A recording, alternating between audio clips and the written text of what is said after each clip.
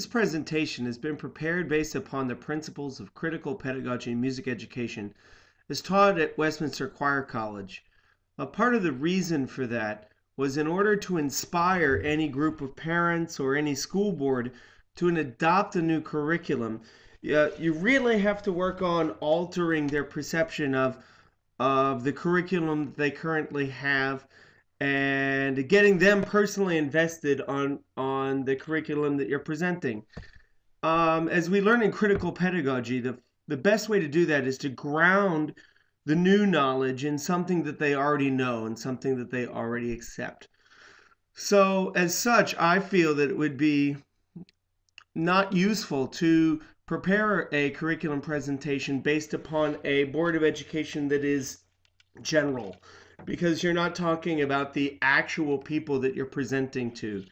And you're not able to connect to them personally, much in the same way that we try to connect to individual students in our classroom. As such, this presentation has been prepared using the Toms River Regional School District as a model for the presentation. And this presentation would be adapted if given at a different school district in order to meet the standards already established by that district. The easiest way to determine the standards of a school district is to go onto their website and see if you can find their mission statement. Throughout this presentation, I will reference the mission statement of Toms River Schools. This prior knowledge will help the parents and the school boards, which in this situation are the learners in my classroom environment, if you will, help them transform their understanding of curriculum and help them further adopt the curriculum that I'm proposing as their own. The mission statement is this: the Toms River Regional School District is a team of talented, committed staff, dedicated learners, and supportive community members.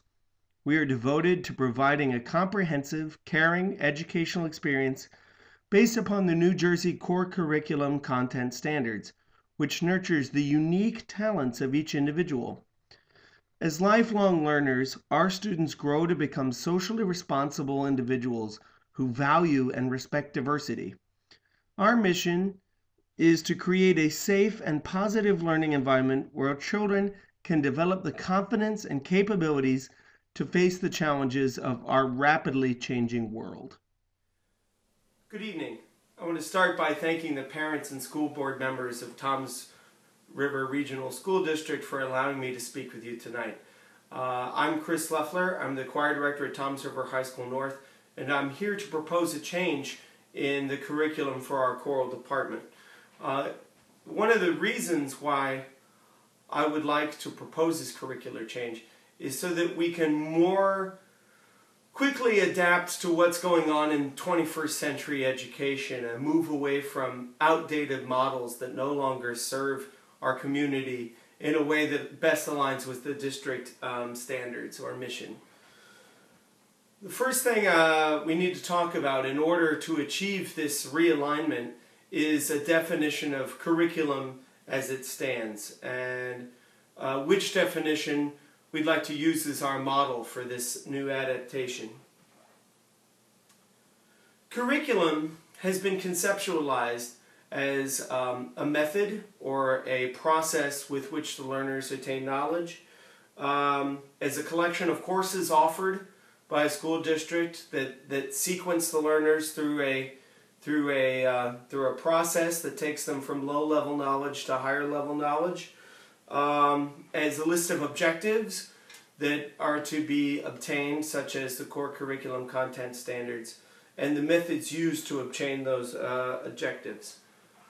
For the purpose of my proposed curriculum, I'd like to use the model of curriculum established by Frank Abrahams at Westminster Choir College, and it is this: curriculum is the interaction of teachers and students in authentic and meaningful experiences which are acknowledged as important to both of them. In order to achieve this objective, the first thing we have to do is look at the current teacher-centered model of education, a very formal setting in which the teacher stands up and is the sole purveyor of all knowledge in the classroom. Paulo Freire, was a Brazilian philosopher, educational philosopher, and he called this traditional style of education banking, in which the student was perceived to be empty when they arrived in the classroom, devoid of all knowledge. And the teacher, having all of the knowledge, would then deposit knowledge into the student. Many years of careful research and understanding has led us to believe that this is not at all true in how students learn. And the best way to move away from this teacher-centered model in which the teacher has all of the information and the student brings nothing into the classroom is by first accepting that every student has a level of experience in life that they come into already with knowledge of. And if we ground our experiences, ground our educational practices in this knowledge that the student already has, that it's possible to allow them to grow on their terms. It allows them to invest more personally into the educational process. I think this is important because in the Toms River mission statement, it states very clearly, as lifelong learners, our students grow to become socially responsible individuals who value and respect diversity. And I feel like that's much more easily attained through a constructivist model. Now, constructivist, I just brought up a term I haven't mentioned yet. The positivist model is the model in which we currently work, that teacher-centered, teacher-driven lecture method that we are so familiar with in our current educational system. It's very data-focused.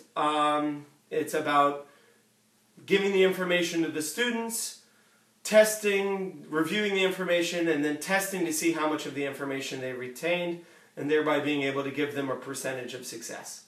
The more constructivist model proposes that the knowledge is student-centered, that the students would work together in groups to help construct, thus constructivist, construct knowledge for themselves. And the teacher would function primarily as a facilitator of knowledge, giving the students help when they perceive that they need outside help. The reason why this is more in keeping with the Toms River mission statement is because someone is more apt to become a lifelong learner if they feel invested in their learning, if they feel as if it is something more than someone coming in front of them saying, you must know this because we have decided you must know this.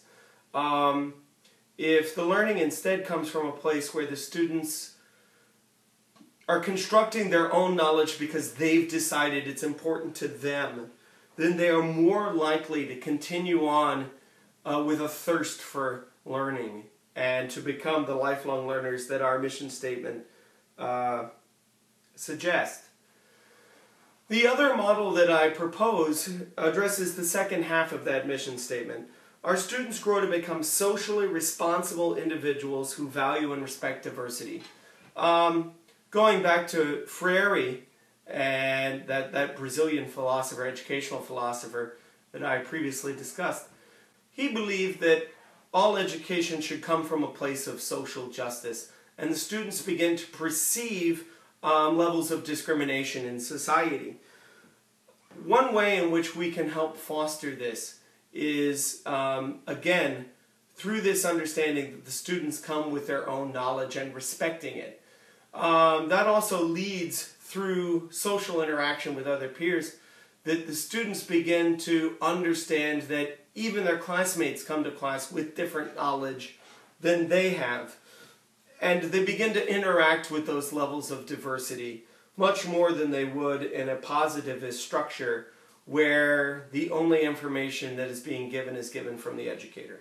So this will continue to encourage that social responsibility and that respect for diversity. Also, it would be the mandate of any critical curriculum to specifically target, to specifically address